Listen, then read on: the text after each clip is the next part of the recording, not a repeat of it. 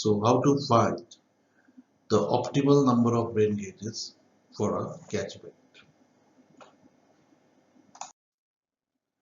So how to calculate the optimal number of rain gauges that can be installed for a watershed? So the formula is covariance divided by percentage allowable error. That means if there is a watershed and you want to install few number of rain gauges in this watershed to correctly measure the precipitation or rather mean precipitation of the watershed, then you must know how much amount of error you will allow, and also you must know the covariance of the precipitation that has occurred in that watershed for the last 30 years or last 10 years will also serve the purpose. What you will do, you will find the covariance of the precipitation of the last 30 or 10 years and divide it by the maximum allowable error or the maximum percentage allowable error that you are ready to include in the measurement of the rainfall from the optimal number of rain gauges.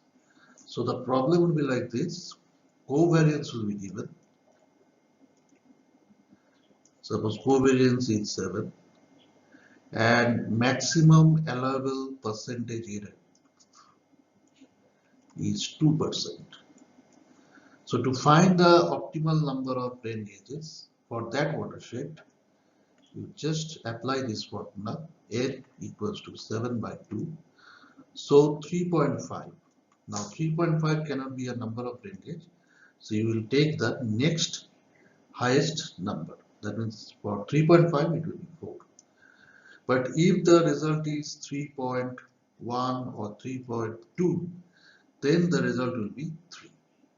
So it is as per the round of error formula of statistics that anything above 0.5 you take the next highest number, anything below 0.5 you will take the lower number of that number. So as this is 3.5, so we are taking 4, but if it was 3.2, then we could have taken 3. So by this, in the numerical problem, covariances will be given, percentage error will be given. You just divide covariance by the percentage error, you find the n.